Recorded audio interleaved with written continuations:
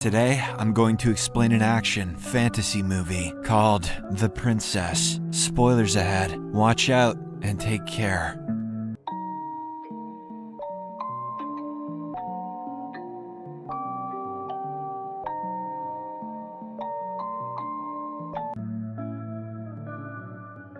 A medieval kingdom faces the challenge of succession when the king and queen have no male heirs. So, their eldest daughter, the princess, wants to defy the contemporary rules by proving herself to be a valiant leader. She trains hand-to-hand combat as well as weaponry with the castle's master-at-arms, Linh. The princess also learns philosophy and politics to become a good ruler. The Orthodox king, however, wants his daughter to fulfill more traditional roles, like being a good wife and mother. He desperately wants a male leader sitting on the throne after him. To accomplish this, he sets up the princess's marriage with Julius, the only son of a prominent royal diplomat. Everything appears to be sorted as Julius, who is an extremely ruthless warrior, is set to become king after the betrothal. But on the day of the ring-wearing ceremony, the princess rejects the marriage. 2 days later, she wakes up in a room and immediately feels like her head is about to burst. She finds herself clad in a wedding dress while her hands are chained. It is then that her brain begins to flood with hazy memories of the previous night. A few armed men had barged into this room and forced a strange sedative liquid down her throat. After quickly gathering her wits, the princess begins searching for ways to escape. The nearby window is completely open, but it only leads to a sharp drop into the sea below. She is about to check the door when suddenly she hears the sound of people approaching the room. The princess rushes back to her bed and pretends to be asleep. Seconds later, two big and rough-looking men enter the room with ill intent. One of them creepily brings his face closer to hers, and suddenly she opens her eyes and headbutts him. Looky,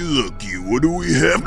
In a quick flurry of activity, the princess leaps up from her bed and frees one of her hands from the chain by dislocating her thumb. She then uses the chain as a weapon and whips the face of one of the men with it. The princess keeps up her attack by stabbing the eye of the attacker with her hairpin. She has now successfully killed one of the two men who had entered the room. The other lunges in, desperately trying to grab the princess as quickly as possible. However, she maneuvers him towards the window and eventually kicks him down the tower. But before the princess can even compose herself, she hears another set of footsteps inching towards the room. She immediately grabs a heavy hammer placed nearby and hides behind the door. As soon as it opens, she slams it on the thug who was here to check on his friends. She finally unlocks her shackles and arranges the dead bodies of the soldiers to make it look like they are vigilant. Following this, the princess flees to the nearest bathroom and looks out of the window to assess the situation. She sees a frightening sight. Her family have been chained in the courtyard below. Julius soon approaches them, along with his loyal guard and consort, Moira. The king uses this opportunity to reason that Julius's father was a diplomat who would disapprove of his violent actions. But Julius doesn't care, as he believes his father and the king are weak pacifists. Furthermore, he accuses the king of trampling their traditions and welcoming outsiders instead of conquering them. The king argues that one cannot rule with fear alone, but Julius insists that the people want to see someone strong on the throne. The invader then orders his soldiers to escort the royal family to the dungeons. Several meters up in the nearby tower, the princess watches this happening. She recalls the events that happened 2 days ago, where she had refused to marry Julius. Her actions led to the invasion of her kingdom, and now her parents are under threat too. However, her train of thought is interrupted when a soldier enters the bathroom. She quickly sneaks into a nearby bathtub and submerges herself completely in the water. Thankfully, the soldier is wearing a helmet and doesn't notice the bubbles popping up. After he leaves, the princess gets out of the water, rips her soaked dress, and leaves. She sneaks across hallways, avoiding any enemy soldiers by carefully listening to their footsteps. Everything seems to be going well for her, until a big burly soldier wearing an iron helmet grabs her neck. The princess desperately punches his arm, but her attacks don't even make him flinch. However, she shows her exceptional combat IQ by slamming both hands on his helmet. This makes it ring, and the soldier is in so much pain that he is forced to release her. The princess quickly follows it up with a kick to his dick. More combat IQ, but this doesn't faze the brute at all. Ha! I have micro-penis. Following this, the enemy grabs her by the neck, but she rams his helmet against the wall to escape. He soon rushes towards her like a raging bull, so the princess climbs the wall and lands on his shoulder. She then twists the helmet, effectively blinding him for the time being. The man tries to slam her against the wall, but the princess takes his helmet and lands safely. She then stabs him with the horns on the helmet before slamming it against his head, finally killing the brute. As she takes a breather from this gruesome fight, the princess gets a flashback. She recalls her teacher Linh, who taught her that being a true warrior means fighting for a good cause. During one of their training sessions, the queen had expressed her dismay. She commented that Linh was supposed to teach the princess etiquette and not to fight like a man. Linh, however, insisted that a lady should learn both manners as well as fighting skills at the same time. Back in the present time, a group of soldiers bring the body of the man who the princess had kicked off from the castle's tower. This makes Julius worried, and he orders his lieutenant Kerr to go check on the princess before heading towards the gate of the castle. Kerr then orders another soldier, a pot-bellied, slow, and unremarkable man, to do the task. Damn. In the meantime, the princess has hidden herself in the tower's knitting room. She rips her bridal gown so that she can move her limbs better. She is nursing her injuries when suddenly two soldiers arrive at the spot. A fierce struggle ensues and the princess quickly stabs one of the enemies. Then she rips out the lace from her bridal gown and uses it to bind the other soldier. The fearless young lady takes a crossbow and demands to know what Julius did to her family. When the man questions if she knows how to use the crossbow, she turns back and shoots his comrade in the chest. The man, however, continues to insult the princess, which forces her to shoot an arrow into his skull. With this, the princess grabs the dead soldier's sword and leaves the knitting room. She heads downstairs and soon enters a narrow, secret passageway behind the thick walls of the dining hall. She peeps in through a hole and sees several mercenaries looting whatever treasures they can find. Since most of these men are drunk and busy filling their pockets, the princess easily sneaks into the dining room. She then cautiously goes around them and reaches another secret passage on the other end. We then realize that the princess has reached her bedroom, where she has hidden a special sword. Through a flashback, she recalls her training with Linh, who always repeated one important lesson: to fight with one's heart. Lin's uncle and the king's personal advisor Khai also helped train the princess. He was fully aware that the young royal would one day become a brave and proud warrior. So, he had presented the princess with his family heirloom, a beautiful short sword with an unbreakable edge. Renewed with determination, the princess retrieves her gear from under the bed before returning to the secret passage. She is headed downstairs when suddenly she overhears Julius and Moira talking about wedding preparations. Moira inquires why Julius can't take the throne forcefully. The latter replies that no one can question his ascension to the throne if he does it through the traditional method of marriage, even if the marriage is forced. Burning with jealousy, the consort kisses Julius, and the two begin to make out. The princess, who is behind one of the walls, positions herself to stab Julius through a small hole. However, her plans are foiled when a soldier interrupts them, announcing that the king wants to speak to Julius. What did I tell you about interrupting my nookie? Shortly afterwards, the invaders meet the king, who warns Julius that taking the crown will be seen as treason among the general public. Julius, however, stresses that the wedding is not an act of treason. Meanwhile, the princess crawls out from under a vent, finding herself under a knight's suit of armor. She doesn't pay too much attention as she thinks it is purely for decorative purposes. Her guess turns out to be wrong as the knight springs into action and tries to stab. The princess has quick reflexes and dodges his attacks while also managing to land a few hits. Unfortunately for her, the knight's armor is immune to any kind of weapon. The princess comes up with a brilliant idea as she aims her sword into the armor's weak points. She then spills the contents of an oil lamp at him, quickly followed by a candle. The thick metallic armor lights up, cooking the knight inside. In his desperation, the knight jumps off from a nearby window and lands in the courtyard below. Upon seeing this, Moira, who is now fed up with Kerr's incompetence, stabs his throat with the help of her whip. She then takes command of Julius's army and orders her men to thoroughly check every floor of the castle tower. Moments later, the princess begins to get cornered by a sea of men that are now rushing up the castle tower. She rips off her necklace and uses the beads to trip the enemies. The young royal then steps on their shields and rushes away from the spot. Unfortunately, there are simply too many enemies for her to battle on her own. She quickly scans the area and comes up with a plan to exit this difficult situation. The princess leaps out of the nearby window, holding on to a tapestry, and swings herself into a room on the other side of the tower. As she is tending to her wounds, someone enters the room and quickly finds her. Thankfully, it is none other than Linh, the castle's master-at-arms and personal teacher to the princess. Linh tends to the young royal and tells her that her family is in the dungeons. The two of them then head to the basement of the tower, which goes through the kitchen. Unfortunately, there, they are cornered by 3 rowdy and extremely dangerous mercenaries. The princess handles 2 men, while Linh faces the biggest of the 3. The master-at-arms easily knocks her opponent down and then joins the princess to fight against the remaining thugs. The 2 women quickly kill one of the mercenaries, and just as the 3rd man charges at the princess, Moira arrives at the scene. She is a ferocious and merciless fighter who excels at using a specialized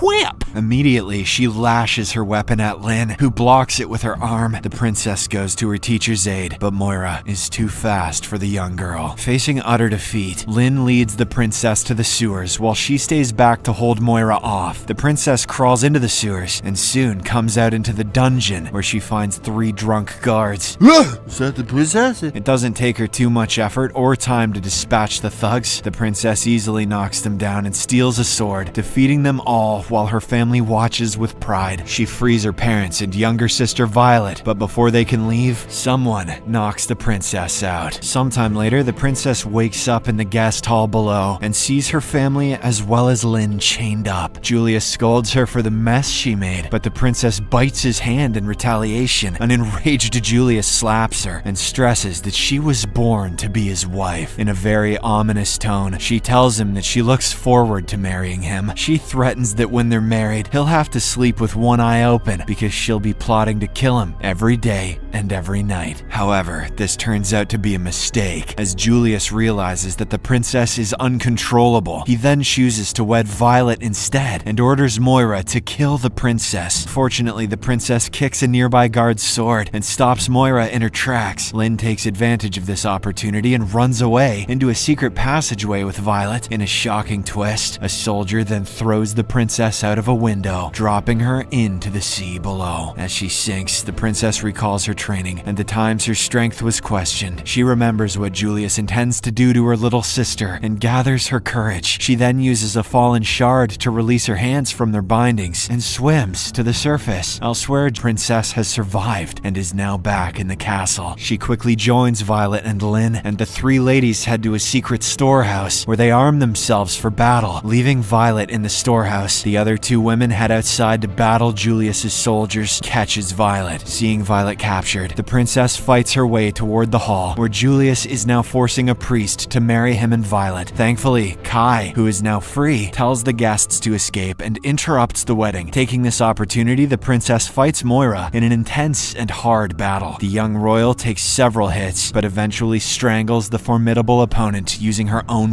whip. With Moira now dead, the princess then rushes inside to face her last, but perhaps greatest enemy, Julius. The 2 launch forward and try to take each other's heads off with their swords. Julius, who is fresh and uninjured, stabs the young royal with a dagger. He then throws her out into the courtyard, where several common folk have gathered. As Julius arrogantly declares his victory, the princess recalls Linh's advice: attack with patience and focus. Just as Julius is busy gloating, the princess swiftly steals his sword and cuts off his head. Julius's head falls to the ground, and the princess finally returns the crown to her father. The movie comes to an end as the king declares her as the heir to the kingdom.